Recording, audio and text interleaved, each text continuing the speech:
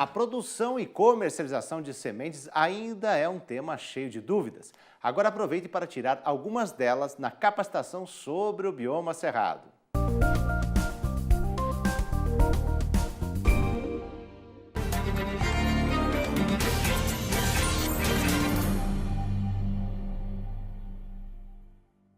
Estamos aqui para tratarmos do assunto ingresso no sistema de produção de sementes e mudas do Ministério da Agricultura, o MAPA. Eu e o colega João, ao meu lado, esclareceremos algumas questões que podem ter ficado duvidosas aí para os produtores que tenham interesse em participar do sistema. Passaremos então a uma série de questionamentos que estão na tela. Então, a primeira pergunta, João, é: onde obter informações quanto aos produtores de sementes e mudas registradas no Renasem no Brasil? Bom, a questão é, o programa é gerenciado pelo Ministério da Agricultura e disponível no site do Ministério da Agricultura, www.agricultura.gov.br, onde constam todas as informações do sistema. Produtores inscritos, espécies inscritas, que são obtidas no Registro Nacional de Cultivares, e todas as outras informações, laboratórios disponíveis, enfim, as normas de produção também disponíveis dentro desse mesmo sistema. O site é o local para que se tire as dúvidas sobre as questões relacionadas com o sistema. Bom, a segunda pergunta que foi apresentada é: qual o tempo médio para conseguir o registro no Renasem, levando em consideração que um técnico do órgão do Ministério da Agricultura, Pecuária e Abastecimento irá no local verificar se a empresa, o produtor, está de acordo com o exigido? Bom, primeiro esclarecer o seguinte: o ingresso no sistema não é compulsório. Só vai procurar o MAPA aquele produtor que tem interesse em produzir sementes. Ou seja, o ingresso é voluntário. Uma vez procurado, ou através do site do MAPA, ou através de uma das superintendências do Ministério da Agricultura nos estados, o produtor poderá obter as informações necessárias para ingressar no sistema. E aí vai juntar os documentos e as condições aí básicas de ingresso no sistema e apresentará no MAPA no momento oportuno. Entre esse momento e o momento em que apresentar os documentos, não acontece nada, porque ele não está no sistema. A partir do ingresso dos documentos por parte do produtor, formalmente protocolados no MAPA, é que começa a valer não a fiscalização, claro que não, porque ele não ingressou no sistema. Quando ele receber o Renasem, o certificado do Renasem como produtor, e o subentende-se que nesse momento ele já tem todas as credenciais necessárias para participar do sistema, é que o fiscal vai visitá-lo não com o intuito de fiscalização punitiva ou coercitiva, mas com a intenção de instruí-lo de como proceder dentro do sistema. Só um depoimento prático, a experiência que nós tivemos no Mato Grosso. Nós tivemos um tempo bastante curto, que foi com o envio do processo fechado, completo, sem nenhuma inconformidade, e conseguiu-se em torno de 15 dias ter o Renasem do pessoal, o número do Renasem gerado para aqueles que estavam interessados no sistema. A outra pergunta que nos é apresentada é se existe prazo de carência para que os viveiros existentes sejam regularizados. Bom, os viveiros que estão comercializando, produzindo e comercializando mudas e não estão regularizados, óbvio, estão infringindo a lei. Existe uma norma de produção e um ingresso no sistema. Óbvio que no momento em que o cidadão procura o MAPA e nesse momento solicita os documentos e condições necessárias para participar, a partir desse momento ele passa por um processo de legalização. Não há nenhuma carência nem nada. Ele entrou com o protocolo lá da sua solicitação, ele já está legalizado. Não tem nenhum problema. O que não pode, é importante salientar, é o cidadão funcionar como produtor de sementes e mudas fora do sistema. Isso sim é ilegal. É possível coletar sementes em unidades de conservação? Elas podem ser vendidas? Bom, as unidades de conservação têm âmbitos distintos. Tem as federais, né, coordenadas pelo ICMBio, as estaduais pelos institutos de meio ambiente dos respectivos estados e até municipais. Quem confere a autorização para ingresso nas unidades de conservação para fins de coleta de sementes ou qualquer outro, insetos inclusive, são os órgãos competentes ou responsáveis. No caso das unidades federais, a lei, é uma lei que estabelece isso, o acesso é restrito a entidades de pesquisa e universidades, públicas e privadas. Nos casos estaduais, eu não conheço a legislação estadual, mas havendo interesse e necessidade, basta o responsável técnico pelo produtor procurar essas instituições ou as secretarias municipais e estaduais de meio ambiente e obter as informações e requisitos necessários para ingressar a fazer as coletas. Não sei se é válido o comentário, mas a questão de ser vendida também implica dele ter se regularizado para ser como um produtor de mudas, que aí seria comercialização, de sementes. Ele teria que estar regularizado como produtor de sementes. O cidadão que está fora do sistema não pode nem comprar nem vender absolutamente nada. E, obviamente, emitir nota, etc, etc. Então, a compra e a venda também é passível de registro no RENASEM. Onde consigo informações sobre protocolos de produção e qualidade de mudas de espécies florestais nativas?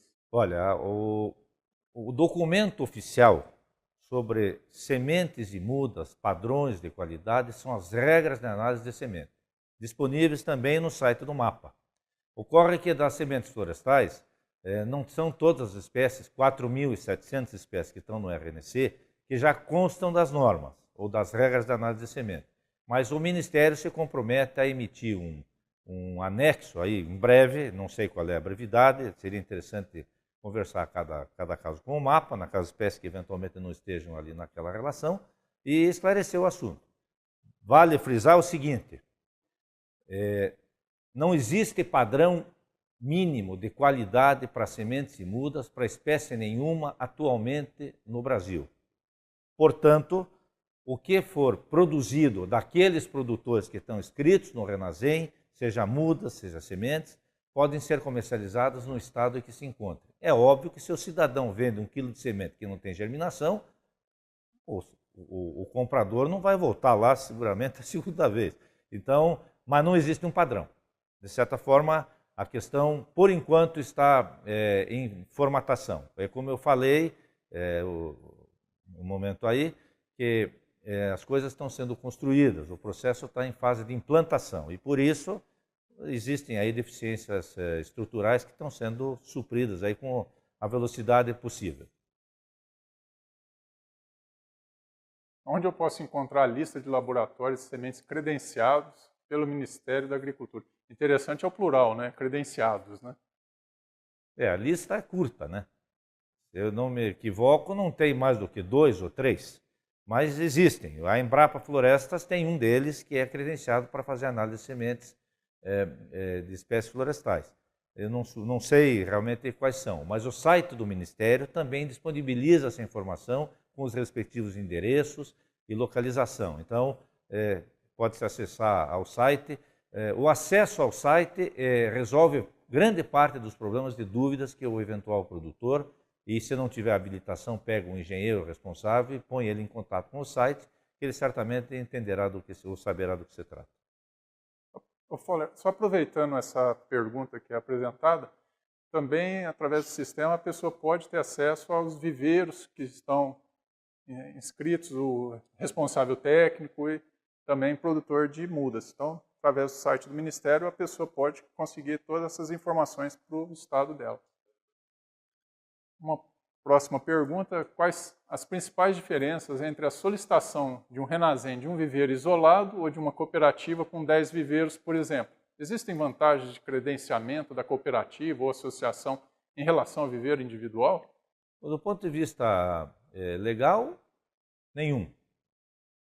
É óbvio que quem tem 10 viveiros vai ter que ter 2 ou 3 engenheiros responsáveis. Existe um número máximo de viveiros por responsável técnico. E se eu não me equivoco, são 3. Então, se uma cooperativa tem vários viveiros, alguém vai ter que atendê-los aí. O importante é saber o seguinte: o engenheiro responsável, ele é responsável por todas as fases de produção, desde a seleção de matrizes até a disponibilização da semente embalada. Então, a responsabilidade técnica não é pontual, ela é global e integral. Então, é por isso que existe um número máximo de envolvimento, porque o cidadão tem que ter capacidade executiva de atender o que ele se responsabilizou. Não há diferença nenhuma. Não sei se respondia tudo, mas aparentemente é isso aí. Acredito que nós temos algumas perguntas adiante, mas um comentário em cima dessa situação de cooperativa é que o cooperado, talvez uma maneira de potencializar o sistema, seria ele se inscrever, se credenciar como coletor de sementes e prestador de serviço para a cooperativa. Acho que são figuras que existem, né? No sistema. Um agente público da Emater, por exemplo, pode ser um responsável técnico de viveiros menores, aliviando os custos do produtor rural? Legalmente, eu não vejo nenhum problema. Acontece que a Emater, o cidadão talvez tenha um contrato com a Emater de dedicação exclusiva. Não sei, não conheço o contrato de contratação, não conheço as condições de contratação da Emater. Então, eu posso afirmar que, óbvio, nos tempos aí livres dele, pode atender os viveiros. Eu não sei se isso é permitido, se ele teria que perguntar para a Emater. Perante o Ministério, não há nenhum inconveniente do cidadão se apresentar como responsável. Ele vai assinar um termo de responsabilidade, em que ele assume todas as fases, a responsabilidade de todas as fases técnicas da produção, e aí daí para frente, se der bronca lá com a Emater, não vai ser com o Ministério, vai ser com o cidadão e a Emater. Então não vejo nenhum impedimento, suponho não haja nenhum, desde que não haja conflito de interesses, né? Por exemplo, o cidadão é responsável técnico pelo viveiro da Emater, eventual. Claro que ele, não sei lá qual é a dimensão e o tamanho, o número de viveiros, mas enfim, é uma questão a ser tratada entre a Emater e o profissional, o engenheiro responsável. Só salientando, essa informação já foi passada anteriormente, mas esse responsável técnico ele deve ser ou engenheiro agrônomo ou engenheiro florestal. Se for só por ser funcionário da Emater, não o habilita a desempenhar essa função. Só para completar, uma informação importantíssima que o colega prestou, a responsabilidade técnica está estabelecida na Lei de Sementes, que é profissionais da agronomia e da engenharia florestal. Por isso que tem que ser um deles. Uma próxima pergunta é, uma vez credenciado, em quanto tempo ele precisa ser renovado? Como fazer isso? Uma vez credenciado, vai receber lá o certificado do Renasem. E no certificado vai encostar lá a validade do certificado daquela responsabilidade. Eu não me equivoco, não me lembro detalhadamente, mas se eu não me equivoco, são 3 anos. São 3 anos, não me equivoco, não me tenho certeza, enfim, não tenho certeza. Se não me equivoco, são 3 anos. E aí, para fazer a renovação, ele acessa é automática, né? Porque você já solicita lá, paga a taxa, é uma taxa que o colega João aqui, até eu não estava por dentro, mas parece que é R$150, né? E o assunto está resolvido, né? Perfeito. Qual o custo fixo mínimo em termos de legislação para manutenção do credenciamento de um viveiro? R$150 cada vez que renova. Óbvio, você vai emitir nota de produto, vai ter que pagar ICMS e outros tributos aí municipais e estaduais, mas do ponto de vista do Ministério é inscrição no sistema, né? E aliás, perdão, tem a RT do responsável técnico que o produtor paga. Eu recolhi pela Embrapa lá agora, dia desses, a R$63. Como deve ser realizado o recolhimento da RT? Mensalmente ou cada serviço prestado? Essa questão da RT junto ao CREA, ela é para o desempenho de cargo e função. Então, o cara é engenheiro para responsabilidade técnica de produção. Ele discrimina ali exatamente o que vai fazer, paga uma taxa e é por ano praticamente, porque é um ciclo, né, de produção. Então, é por ano. Qual a escolaridade mínima necessária para o coletor? Já possui ocupação definida no MTE? Sim. O coletor não precisa ser alfabetizado, mas ele tem que conhecer, e dependendo da dimensão de que ele vai atuar como coletor, se forem árvores muito altas, ele tem que conhecer técnicas de rapel, usar equipamentos de segurança, porque tem uma NBR que normatiza. E me parece que é acima de 3 ou 4 metros de altura, já é necessário usar equipamento de segurança. Tem uma NBR, é só consultar, inclusive no site do Ministério deve ter uma chamada nesse sentido, se não houver, entra lá no Ministério do Trabalho, que tem essa NBR, e ali consta a responsabilidade. Claro que o cidadão tem que ter uma certo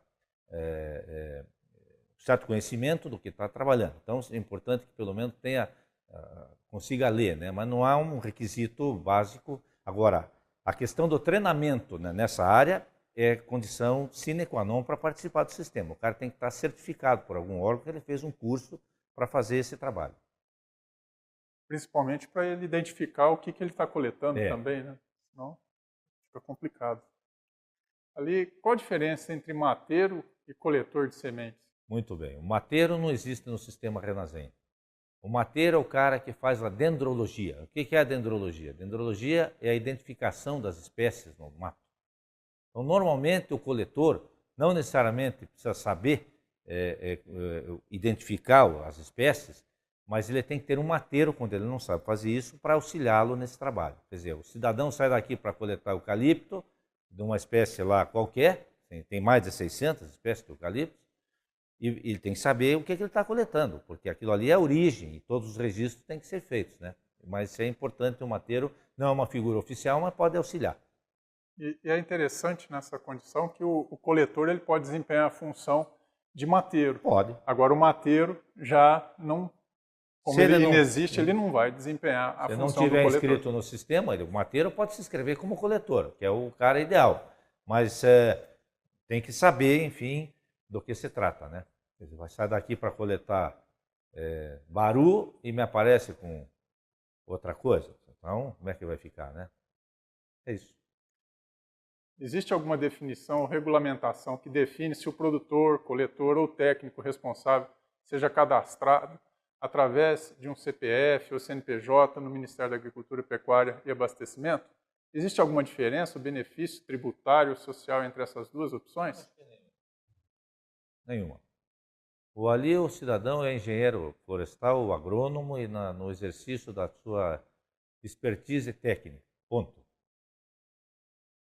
Como dividir as responsabilidades entre o produtor e o poder público no caso da produção e legalização na produção de sementes e mudas? Bom, o poder público disponibiliza o sistema de ingresso e o controle e o acompanhamento e todas as informações técnicas de geração de tecnologia por instituições de pesquisa pública e até privadas no âmbito municipal, estadual ou federal. E o produtor participa do sistema se quiser. Ninguém é obrigado a ser produtor de muda ou semente, né? E a legalização é ingressar no sistema, não tem mais nenhum outro requisito. Óbvio que se o cidadão institui lá um viveiro e está vendendo mudas, ele vai ter que emitir nota fiscal. E o produtor que vender sementes para ele, para produzir essas mudas, também vai ter que emitir uma nota de produtor. São documentos normais de qualquer sistema produtivo. É isso. Basicamente, a lei não se discute, se cumpre. Eu acho que... As prefeituras poderiam assumir a responsabilidade técnica de viveiros?